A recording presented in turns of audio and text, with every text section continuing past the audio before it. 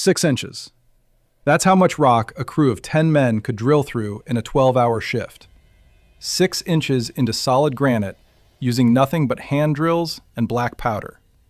And they did this every single day for years. This wasn't one tunnel.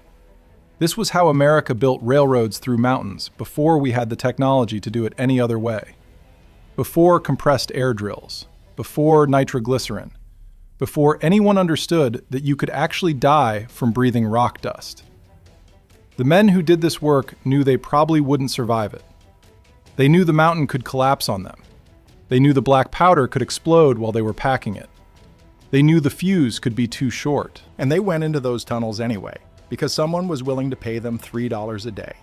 So, how did America drill through solid mountains using only hand tools?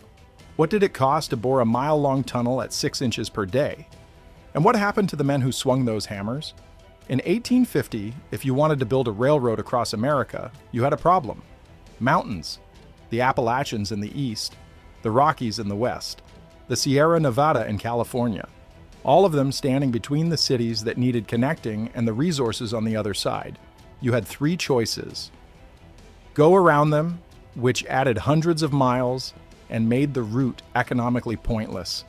Go over them, which meant grades so steep your locomotives couldn't pull anything. Or go through them. Going through meant drilling tunnels. And in 1850, drilling tunnels meant hand drills, black powder, and time. Lots of time. The first major railroad tunnel in America was the Allegheny Portage Tunnel in Pennsylvania.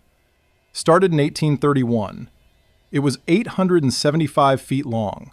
Took 4 years to complete. That's about 200 feet per year. 6 inches per day. But that was just the beginning. By 1860, railroad companies were planning tunnels that made the Allegheny look like practice. The Hoosac Tunnel in Massachusetts was going to be 5 miles long. The Summit Tunnel in California, for the Central Pacific Railroad, needed to go through 1,700 feet of solid Sierra granite. Nobody knew if this was even possible. The longest tunnel in the world at that time was the Mont Cenis Tunnel in the Alps, and that was still under construction. They'd been working on it for 8 years and weren't even halfway through. But American railroad companies didn't care about possible. They cared about building the Transcontinental Railroad before their competitors did. So they hired engineers who'd never built a tunnel before. They recruited workers who'd never seen a mountain. And they started drilling. The method they used was simple, brutally simple. You start at the tunnel face. That's the end of the hole you're drilling. It's dark. The only light comes from candles or oil lamps that the men carry. The air is thick with rock dust from yesterday's drilling. You can taste it on your tongue. It coats your throat. Your eyes water constantly. The dust sticks to your sweat until you're covered in a layer of gray paste. The temperature in the tunnel depends on where you are. Near the entrance, you feel the outside air. 100 feet in, that disappears. The temperature stabilizes at whatever the rock wants it to be. In summer tunnels, that might be 60 degrees. In winter, when you're drilling through a mountain at 7,000 feet elevation, it's 40 degrees. Your hands go numb. The steel drill becomes so cold, it burns your skin if you touch it with bare hands. Your crew is 10 men, 2 drillers and 8 strikers. The drillers hold the steel drill, a rod about 3 feet long with a chisel point on the end. The strikers swing 8-pound sledgehammers. The driller positions the drill bit against the rock. He holds it steady, angled slightly upward. The angle matters. Too steep and the hole goes up into the roof. Too shallow and you're drilling into the floor. You want the blast holes to break the rock forward, not up or down. The first striker swings. The hammer hits the back of the drill. The impact drives the chisel point a fraction of an inch into the granite. The shock travels up the drill rod, through the driller's hands, into his arms and shoulders. The driller rotates the drill a quarter turn. The second striker swings. Bang. Rotate. Bang. Rotate. Bang. Rotate. They do this for 12 hours. The rhythm is critical. 2 strikers working in alternation, one from the left, one from the right. The driller has to time his rotation to happen in the split second between hammer strikes. Miss the timing and the drill is still moving, when the next hammer comes down. That's how drills break. That's how drillers lose fingers. The strikers have their own timing to maintain. Too slow and the rhythm breaks. Too fast and you're swinging before the driller has rotated the bit. The strikers, who lasted more than a year, could do this with their eyes closed. They felt the rhythm in their muscles. They knew exactly when to swing without having to think about it. The rhythm is everything. If the driller doesn't rotate the drill fast enough, the bit gets stuck. If he rotates it too far, the next strike hits off center and the drill jumps. If a striker mistimes his swing, he hits the driller's hands instead of the drill. That's how you lose fingers. After 4 hours of this, you've drilled a hole about 2 feet deep. You need 30 of these holes to make a single blast, so you move to a new position and start again. Bang, rotate, bang, rotate. The noise in that tunnel is constant. 10 sledgehammers hitting steel, creating a ringing that never stops. Your ears don't just ring after a shift. They scream. Some men went deaf after a year of this work. Most had permanent hearing damage after 6 months. When all 30 holes are drilled, you pack them with black powder. This is where it gets dangerous. Black powder in 1860 wasn't stable. It absorbed moisture from the air. It could ignite from a spark, from friction, from someone breathing on it wrong. You're packing it into holes that are still hot from the drilling. You're doing this by candlelight. One mistake, and you're not just dead, you're vapor. The powder man uses a long wooden rod to tamp the black powder down to the bottom of the hole. Metal rods were banned after an incident at the Allegheny Tunnel in 1834, when a powder man used an iron tamping rod and created a spark. The resulting explosion killed 4 men and brought down 80 feet of tunnel. The wooden rod has to be long enough that the powder man can stand back from the hole while tamping, but it also has to be strong enough to compress the powder without breaking. If the rod breaks while you're tamping, you've got a stick wedged in a hole full of black powder. You have to pull it out carefully. Very carefully. One wrong move, and the friction of the wood sliding against rock ignites the powder. Then he packs clay on top to contain the explosion. The clay has to be packed tight. Too loose, and the explosion vents out the hole instead of breaking the rock. Too tight, and you risk compressing the powder too much, which can cause it to detonate while you're packing. Then he inserts a fuse, making sure it's long enough that the crew can get clear before it burns down to the powder. The fuse goes in through the clay plug. It has to reach the powder, but not touch the sides of the hole. If it touches rock, friction from the burning fuse can cause premature detonation. How long is long enough? Nobody really knew. Fuses weren't standardized. Some burned at a rate of 30 seconds per foot. Some burned at 45 seconds per foot. The powder man tested each batch of fuse by burning a 1-foot length and timing it. Then he cut the fuses based on that timing, adding an extra foot for safety. Sometimes the extra foot wasn't enough. When all 30 charges are set, the powder man lights the fuses and runs. The entire crew runs. You've got maybe 90 seconds to get far enough away that falling rock won't kill you. The explosion comes in waves. 30 charges don't all go off at exactly the same time. You hear the first blast, then more, overlapping. The sound bouncing off the tunnel walls until you can't tell how many there were. The concussion hits you in the chest. Rock dust blows out of the tunnel entrance like smoke from a cannon. Then you wait. You wait for the dust to settle. You wait to make sure there are no secondary explosions from powder that got packed wrong. You wait to see if the roof is going to collapse. Sometimes it does. On April 12, 1865, at the Summit Tunnel in California, a blast brought down 60 tons of rock. 3 men were in the tunnel checking the charges. None of them made it out. The company records list their names as Chen, Wong, and Li. First names unknown. Ages unknown. The company paid $50 per body to the Chinese labor contractor. No compensation to families. That's how it worked. If you died in a tunnel, the company paid whoever recruited you. Your family got nothing. After the blast, assuming the roof didn't collapse, you go back in. The dust is so thick you can't see 2 feet in front of you. You feel your way along the tunnel wall. You find the face. You start clearing the rubble. This takes hours. You're moving rock by hand, passing it from man to man in a chain that leads out of the tunnel. You're doing this bent over because the tunnel isn't tall enough to stand up in yet. Your back starts hurting after 20 minutes. After 2 hours, the pain is constant. When the rubble is cleared, you measure your progress. On a good day, with good rock and good powder, you've advanced 6 inches. Sometimes it's 4 inches. Sometimes the blast didn't break the rock cleanly, and you've got to drill it again. 6 inches. That's your day. Now do that math. A mile is 63,360 inches. At 6 inches per day, that's 10,560 days. 28 years. The railroad companies couldn't wait 28 years. So they tried to speed it up.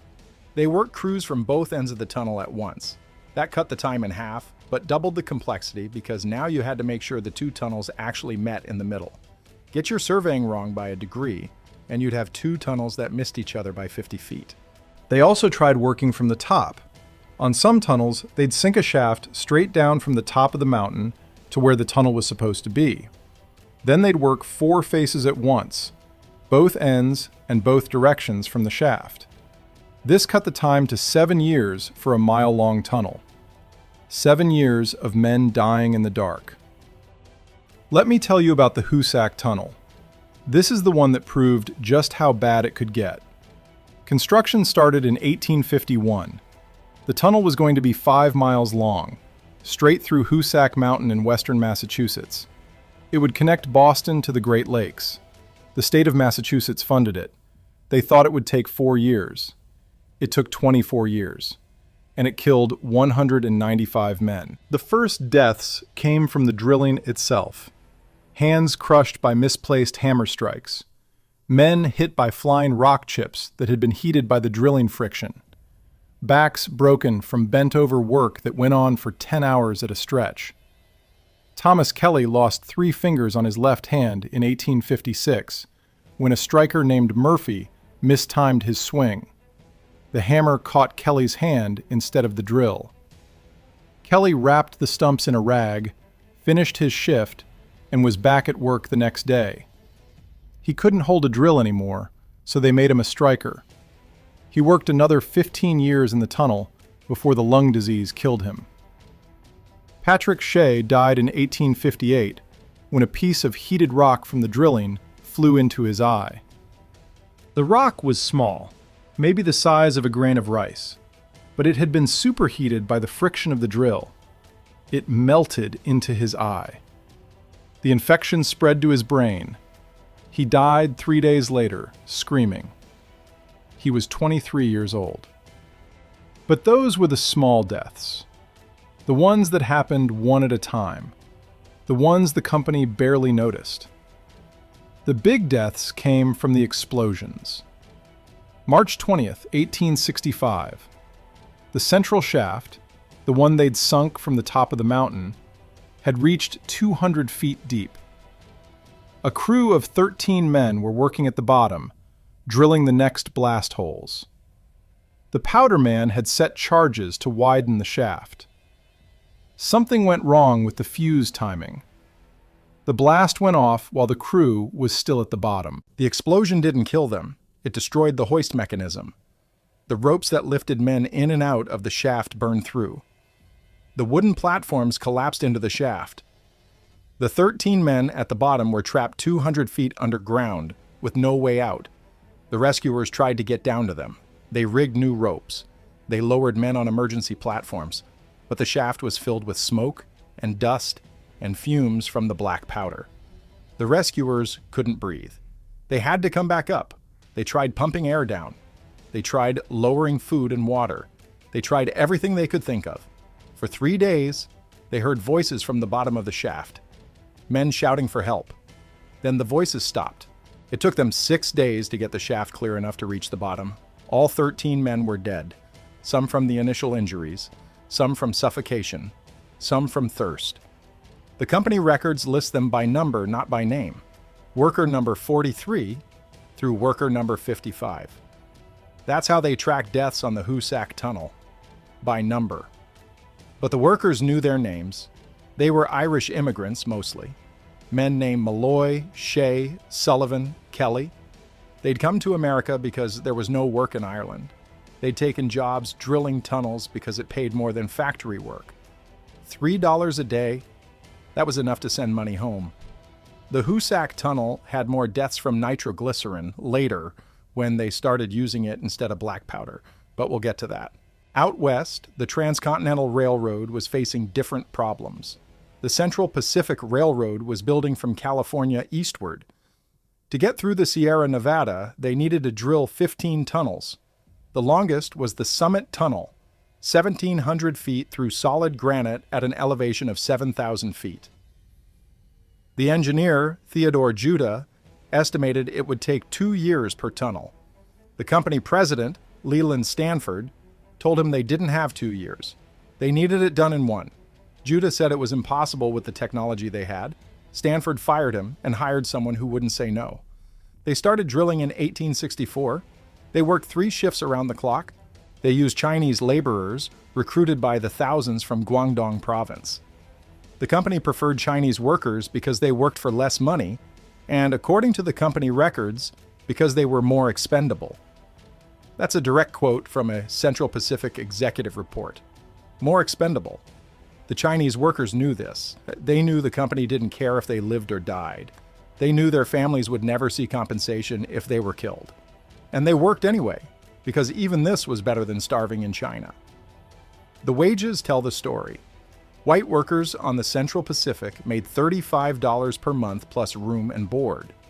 Chinese workers made $26 per month and had to buy their own food and shelter. They were doing the same work, facing the same dangers, for 25% less money.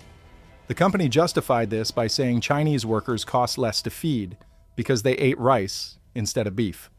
The real reason was that Chinese workers couldn't vote, couldn't testify in court against white men, and couldn't organize for better conditions without risking deportation. The drilling method was the same, hand drills and black powder, but the conditions were worse. They were working at 7,000 feet in winter. The snow at that elevation didn't melt until June. Temperatures dropped to 20 below zero. The workers built tunnels just to reach the tunnel. They'd drill through 60 feet of snow, shore it up with timber, then drill through the rock underneath. When spring came and the snow melted, those access tunnels would collapse. More men would die. The company ledgers from 1866 show payments to, quote, Chinese labor contractors for winter tunnel casualties, end quote. The amounts range from $20 to $50 per death, depending on the circumstances. Fall from scaffolding was $20. Crushed by rockfall was $30. Killed in explosion was $50. The company paid more if the death was dramatic, not because they cared, but because it was harder to recruit replacements if word got out that men were being blown apart. During the winter of 1866 to 1867, the worst winter in the Sierra Nevada in 20 years, 73 Chinese workers died at the Summit Tunnel site. Not all at once, in 1s and 2s and 3s, frozen to death in the snow tunnels, killed by avalanches, suffocated when snow blocked the ventilation shafts, crushed when timber supports collapsed under the weight of wet snow. The company didn't stop work. They just recruited more workers from San Francisco. The Central Pacific records are incomplete, but historians estimate somewhere between 1,000 and 1,200 Chinese workers died building those tunnels. The exact number isn't known because the company didn't record Chinese deaths the same way they recorded white deaths. If a white worker died, there was a name and a date in the records. If a Chinese worker died, there was a number and maybe a month. Usually not even that. One of the few names we have is Hung Hua. He was 19 years old. He died on February 8th, 1868, when a blast went off early at the Summit Tunnel. The only reason we know his name is because his brother, Hung Tai, was also on the work crew and survived to tell people what happened. Hung Hua was packing powder charges. The fuses were supposed to be 2 minutes long. This one was 40 seconds. When it exploded, Hung Hua was still in the tunnel, 15 feet from the blast. The company records list cause of death as crushed by rock. Hung Tai said his brother's body was never found. The tunnel collapsed on him, and they kept drilling. There's a spot in the summit tunnel, about 800 feet from the eastern portal, where workers found human bones in the rubble decades later. They were never identified. They were just shoveled aside and the work continued. The summit tunnel took 3 years to complete. When it opened in 1867, the Central Pacific held a ceremony. Leland Stanford gave a speech about American ingenuity and the triumph of progress. He didn't mention the dead workers. He didn't mention Hung Hua. He didn't mention the 1,000 other Chinese laborers who died to make his railroad possible. The technology did eventually improve. In 1866, a Swedish chemist named Alfred Nobel invented dynamite. It was more stable than black powder and had 3 times the explosive power. It meant you could drill fewer holes and advance faster. The Hoosac Tunnel switched to nitroglycerin in 1868. This was before Nobel had stabilized it into dynamite. They were using liquid nitroglycerin, which was even more unstable than black powder. It would explode if you shook it too hard. It would explode if the temperature changed suddenly. It would explode if you looked at it wrong. The workers were terrified of it. On November 28, 1870, a nitroglycerin storage house near the Hoosac Tunnel exploded. It wasn't supposed to be possible. The building was designed specifically to keep the nitroglycerin stable. It had temperature controls. It had ventilation. It had every safety feature the engineers could think of. It exploded anyway. The blast was heard 12 miles away.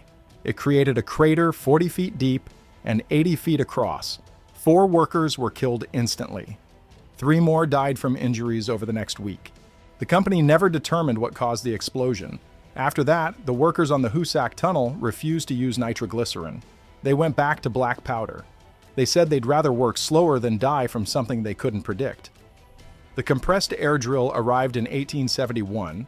This was a drill powered by air pressure instead of hammer strikes. It could drill 10 times faster than hand drilling. It should have been a miracle. It was a death sentence. The problem was the dust. Hand drilling produced dust, but it was manageable. You could wet the hole to keep the dust down. You could work in shifts that gave the dust time to settle. You'd still breathe some of it, but not enough to kill you in 5 years. The compressed air drill produced so much dust, so fast, that the tunnel filled with it. You couldn't see, you couldn't breathe, and you couldn't stop, because stopping meant losing your job. The drill worked by hammering a steel bit into the rock at incredible speed, 300 strikes per minute. Each strike created a tiny explosion of rock dust. Multiply that by 10 drills running simultaneously in a confined space, and you had a cloud of silica dust so thick it looked like smoke from a fire. The workers tried wetting the holes, but the compressed air blew the water away faster than they could apply it. They tried wearing cloth masks. The dust went right through the cloth. They tried breathing through wet rags. That just made them cough harder. The medical term is silicosis.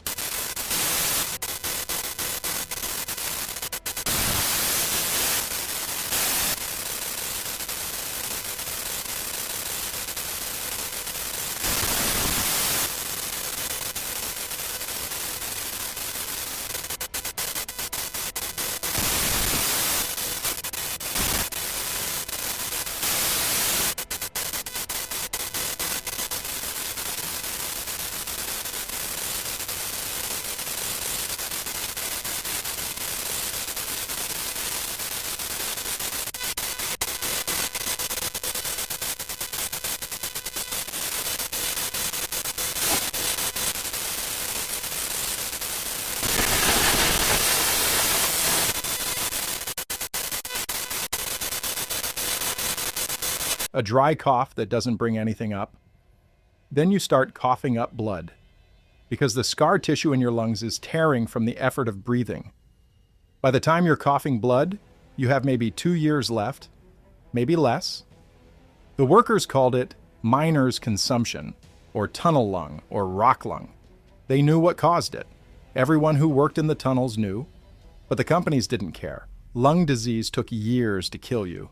You'd be off the payroll long before you died. Not their problem. John Doan worked on the Hoosac Tunnel from 1872 to 1874.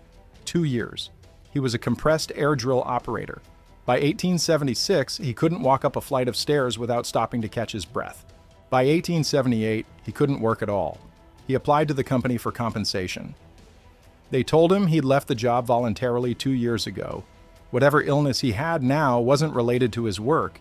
He died in 1881 at the age of 34. The doctor who examined him said his lungs looked like they'd been packed with sand. The autopsy report noted extensive pulmonary fibrosis consistent with prolonged silica exposure. The company never paid his widow a cent. There were hundreds of John Doans, men who survived the explosions in the cave-ins and the falls, only to die slowly from the dust.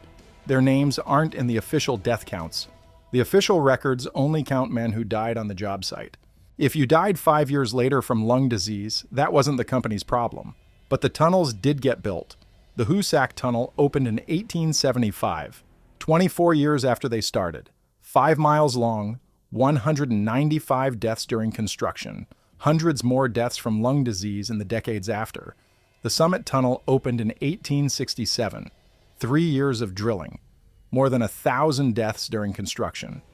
The Cascade Tunnel in Washington State started in 1900, took 9 years. Fewer deaths because by then they had better technology. Electric lights, ventilation systems, compressed air drills that actually worked, but men still died. 23 confirmed deaths during construction. The tunnel is 7¾ miles long, and these were just the major tunnels. There were hundreds of smaller ones. Every mountain railroad had them. Some were a few hundred feet long, some were miles. All of them were built the same way: drilling, blasting, clearing rubble, drilling again, 6 inches at a time. The men who did this work came from everywhere. Irish immigrants fleeing famine, Chinese immigrants fleeing poverty, Welsh miners who knew rock work, Cornish miners who knew explosives, Italian stonecutters, Swedish laborers. Every immigrant group that came through America ended up in these tunnels at some point. They weren't unskilled labor. They were specialists. A good driller could feel the rock through the drill. He knew when he was hitting soft stone versus hard. He knew when he'd hit a seam or a fault line. He knew when a drill bit was getting dull, just from the way the vibration changed in his hands. He knew how to angle the hole so the blast would break the rock cleanly, not just shatter it into pieces too small to clear efficiently. A driller who'd worked granite could switch to limestone and adjust his technique in 5 minutes. The drills had to bite differently. The angle had to change. The rotation speed had to be faster because limestone didn't hold the drill bit as tightly as granite. A good powder man could look at a rock face and tell you exactly where to put the charges and how much powder to use. Too little and you'd waste a blast. You'd advance 2 inches instead of 6, and you'd have to drill the same face again tomorrow. Too much, and you'd bring down the roof, or shatter the rock so badly that clearing it took twice as long as it should. The powder man had to understand the grain of the rock. Sedimentary rock broke along its layers. Igneous rock broke in chunks. Metamorphic rock, like schist or gneiss, could shear unexpectedly if you didn't respect its structure. This was knowledge that took years to acquire. You couldn't learn it from a book, because most of it wasn't written down. You learned it by watching the old powder men work. You learned it by making mistakes that cost you blasts. You learned it by nearly dying when a charge broke the wrong way. These men trained apprentices. A driller would take on a young striker who showed promise. He'd teach him how to read rock through touch, how to feel when a fault line was coming, how to adjust the drill angle mid-hole without pulling it out. An experienced driller could drill a 30-foot hole that never deviated more than 2 inches from vertical. That was a skill that took a decade to master. The powder men passed on knowledge about rock types and drilling angles and powder amounts. Which fuses burned true and which ones varied. How to tell if black powder had gotten damp. How to pack a charge so it broke rock forward instead of shattering it in place. Most of that knowledge was never written down. It lived in the hands and eyes and experience of the men who did the work. When they died, it died with them. There was a driller on the Hoosac Tunnel named Owen Gallagher. He'd been a hard rock miner in Cornwall before he came to America. He could drill a hole straighter than anyone else on the crew. Other drillers would aim for vertical and end up 3 degrees off. Gallagher's holes were perfect. When they introduced compressed air drills, Gallagher refused to use them. He said they were too fast, too violent. They didn't let you feel the rock. The company told him to use the new drills or find other work. He quit. He died in 1883, age 57, from lung disease he'd developed drilling by hand for 20 years. At his funeral, the other workers talked about his skill. They said he was the best driller who ever worked the Hoosac. Nobody wrote that down in any official record. It's only preserved because a local newspaper reporter happened to be there. The railroads that came out of those tunnels changed America. They connected the East Coast to the West. They made it possible to ship goods across the country in days instead of months. They created cities and places that couldn't have existed without rail access. The Transcontinental Railroad, completed in 1869, was celebrated as one of the great achievements of American engineering. And it was. But it was built on top of roughly 10,000 dead workers. That number includes the tunnel workers, the graders who carved roadbeds through mountains, the bridge builders who spanned canyons, and the track layers who worked in all weather. 10,000 deaths for 1,800 miles of track. The financial cost was enormous too. The Hoosac Tunnel alone cost $21 million by the time it was finished. In 1875 dollars. Adjust for inflation, and you're looking at around $500 million today for 5 miles of tunnel. The Central Pacific's 15 tunnels through the Sierra Nevada cost an estimated $30 million total, and that's about $700 million in today's money. But the human cost was higher. You can rebuild if you lose money. You can't bring back the dead. The families of the men who died got almost nothing. If you were killed in a tunnel collapse, your family might get $100 from the company, maybe, if they felt generous. More often, they got nothing at all. The Chinese workers' families never got anything. The company's position was that they'd paid the labor contractor, and what the contractor did with the money wasn't their concern. Most labor contractors pocketed the death benefits. The families in China never knew their sons and husbands were dead until the letters stopped coming. There's a cemetery in Truckee, California, near the Summit Tunnel site. It has a section for Chinese railroad workers. There are about 200 graves marked with wooden markers that have long since rotted away. Nobody knows who's buried there. The markers weren't maintained. The names weren't recorded. Somewhere in that cemetery is probably Hung Hua. Maybe. If they bothered to bury him separately from the other workers who died that month. The technology we use today to drill tunnels is completely different. We have tunnel boring machines that can drill through rock at 50 feet per day. Some of the largest ones can excavate an entire tunnel cross-section in a single pass. The Gotthard Base Tunnel in Switzerland, the longest rail tunnel in the world at 35 miles, took 17 years to build. That's less time than it took to build the 5-mile Hoosac Tunnel. Modern tunnels are safer too. The workers wear respirators. They have ventilation systems that remove the dust. They have sensors that detect methane and carbon monoxide. They have protocols for everything. The death rate on modern tunnel construction is less than 1% of what it was in the 1800s. But something was lost when we gained that speed and safety. The men who drilled those early tunnels knew rock in a way we don't anymore. They could tell you the difference between granite from New Hampshire and granite from California just by the way it sounded when you hit it with a hammer. They knew which veins in the rock were solid and which were fractured. They knew where water would seep through and where it wouldn't. That knowledge is gone. We don't need it anymore. We have ground-penetrating radar. We have geological surveys. We have computer models that predict exactly what we're going to find before we drill. But we lost something when we stopped needing to know rock that intimately. We lost the direct connection between the worker and the mountain. We lost the craftsman's understanding of stone.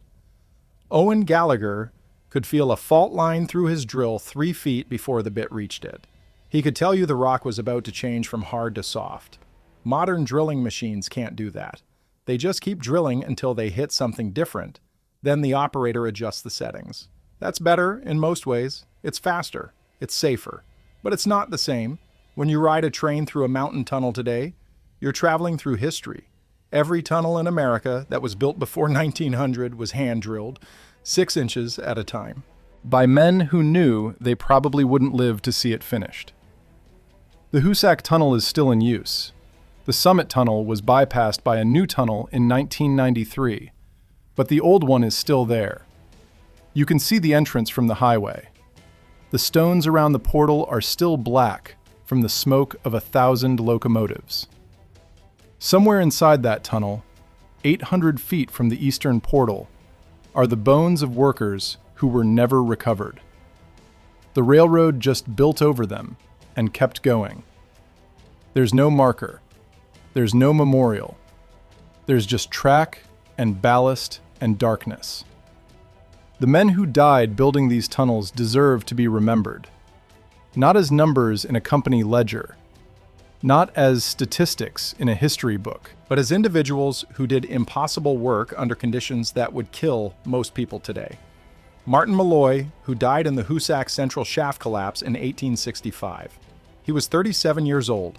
He'd been sending money back to his family in County Cork.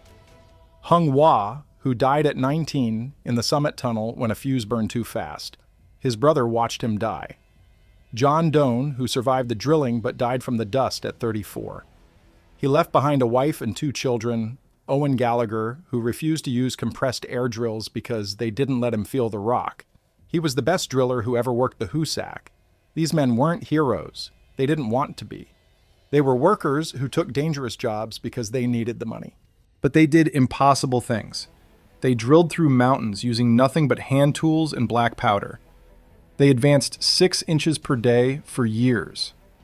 They knew the work was killing them, and they did it anyway. The railroads they built connected a continent. The cities that grew up along those rail lines exist because these men were willing to drill through mountains. The economy that developed around transcontinental trade happened because someone was willing to pay $3 a day to swing a sledgehammer in the dark. Was it worth it? That's not a question I can answer. But I can tell you this. Every time a train goes through a mountain tunnel in America, it's traveling on top of the bones of men who died to make it possible. The Hoosac Tunnel, the Summit Tunnel, the Cascade Tunnel. All of them are graveyards that we built railroads through.